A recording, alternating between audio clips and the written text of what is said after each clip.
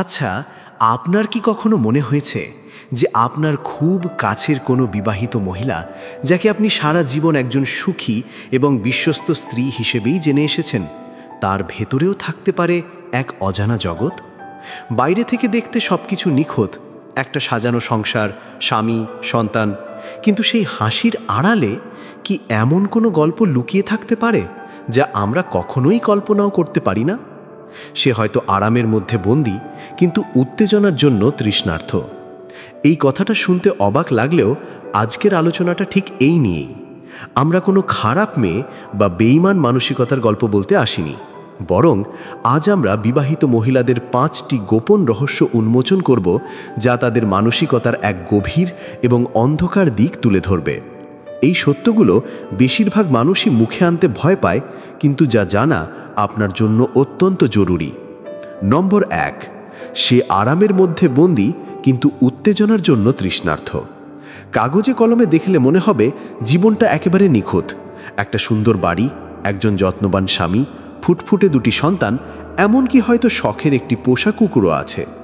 সমাজের চোখে এটাই তো একটা সফল এবং সুখী জীবনের ছবি, কিন্তু পর্দার আড়ালে সত্যিটা হলো এই নিখুঁত ছবিটাই তার কাছে একটা একঘেয়ে রুটিনে পরিণত হয়েছে। অনেক মহিলার জন্য বিয়ের শুরুটা হয় কোনো রোম্যান্টিক উপন্যাসের মতো।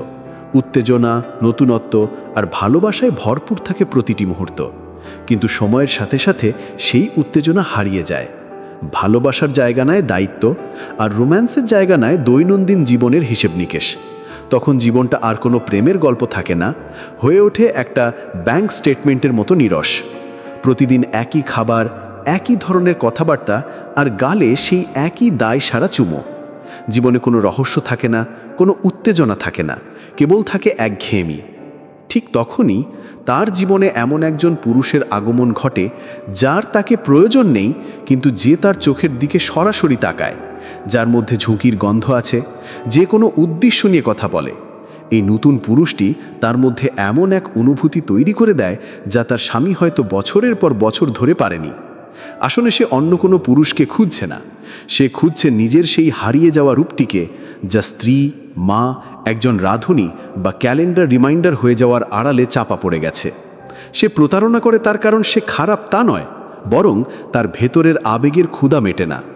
যদি বিশ্বাস না হয়, তাহলে কোনো দামি জিম, অফিস বা যোগা ক্লাসে গিয়ে খেয়াল করবেন। দেখবেন যেসব বিবাহিত মহিলার আঙুলে আংটি রয়েছে, তারাই হয়তো দীর্ঘ দৃষ্টিতে আপনার দিকে তাকিয়ে আছে। তাদের সেই চাহনির মধ্যেই লুকিয়ে থাকে এক না বলা গল্প। নম্বর 2, তার প্রশংসার নেশা হয়ে গেছে। একজন বিবাহিত মহিলা, বিশেষ করে যিনি বাড়িতে নিজেকে অদৃশ্য মনে করেন, তিনি কভি এটা স্বীকার করবেন না যে আপনার মনোযোগ তার প্রয়োজন। কিন্তু সত্যিটা হলো, মনোযোগ বা অ্যাটেনশন পৃথিবীর সবথেকে বিপজ্জনক নেশা। এই নেশা ড্রাগসের থেকেও শক্তিশালী এবং অ্যালকোহলের থেকেও সাধারণ। কেবলমাত্র একটি প্রশংসা, যেমন তোমাকে আজ দারুণ লাগছে বা বিশ্বাসই হচ্ছে না যে আপনি বিবাহিত, এই সামান্য কথাগুলোই তার মধ্যে জীবনের অনুভূতি ফিরিয়ে আনতে পারে। তার স্বামী হয়তো তাকে ভালোবাসে, কিন্তু সেই ভালোবাসার প্রকাশটা হয়তো সময়ের সাথে সাথে কমে গেছে। তখন সোশ্যাল মিডিয়া তার জন্য একটা মাইন্ডফিল্ডের মতো হয়ে ওঠে। একটা নতুন ফলোয়ার, একটা ফ্লার্টিং ডিএম বা একটা হার্ট ইমোজি, এই সব কিছুই তার কাছে আবেগিক মুদ্রার মতো কাজ করে।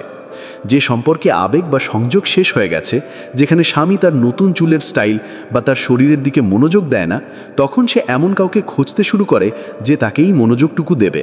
তাকে ছেড়ে যাওয়ার জন্য নয়, বরং শুধু এইটুকু অনুভব করার জন্য যে সে এখনও জীবিত আছে, সে এখনও আকর্ষণীয়।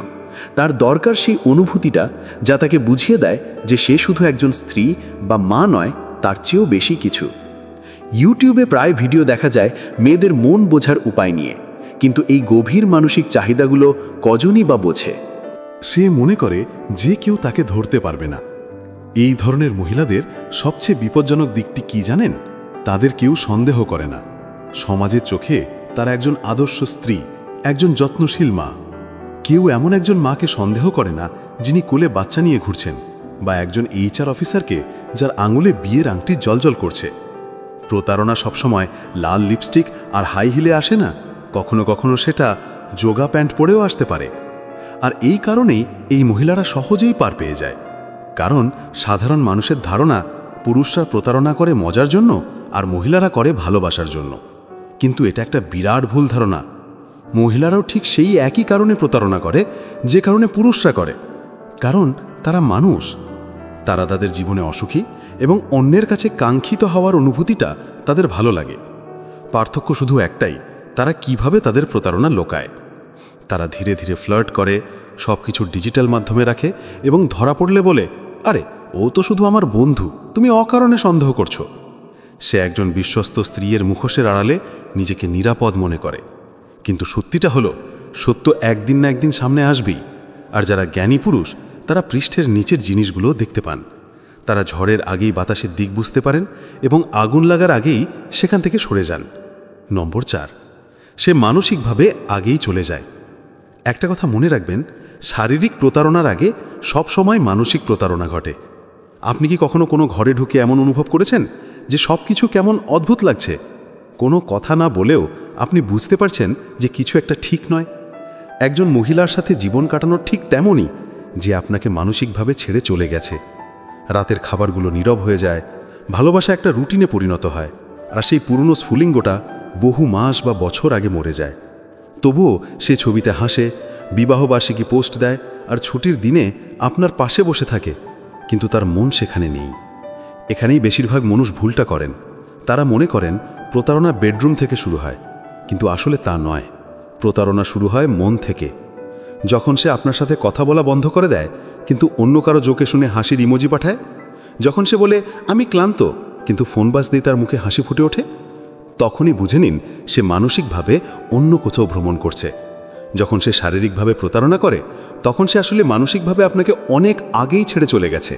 নম্বর 5, সে নিরীহ সাজতে ভান করে।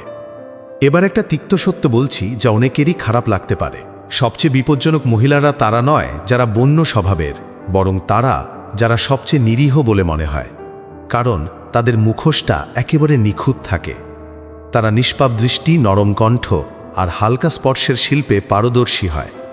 আপনাকে ছোটবেলা থেকে শেখানো হয়েছে যে ভালো মেয়েরা প্রতারণা করে না, বিবাহিত মহিলারা পথভ্রষ্ট হয় না, বা মায়েরা মিথ্যে বলে না।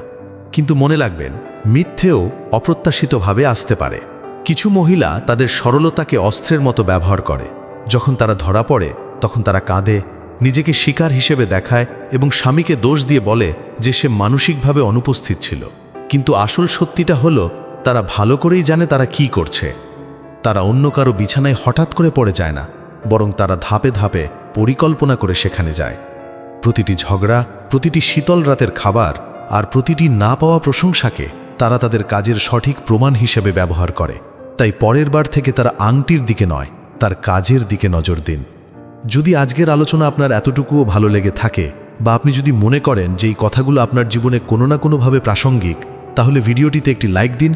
আর আপনি যদি এমন আরও কড়া কিন্তু প্রয়োজনীয় সূত্র জানতে চান, যা মহিলাদের মনোবিজ্ঞান এবং শক্তির সাথে জড়িত, তাহলে চ্যানেলটি সাবস্ক্রাইব করতে ভুলবেন না। আমরা এখানে কথায় মিষ্টি দিই না, আমরা লোহাকে ধার দিই। মনে রাখবেন, তার আংটি নয়, তার কাজ দেখুন। আর সেই মুখোশটি চিনে নেওয়ার জন্য কখনো ক্ষমা চাইবেন না। ধন্যবাদ।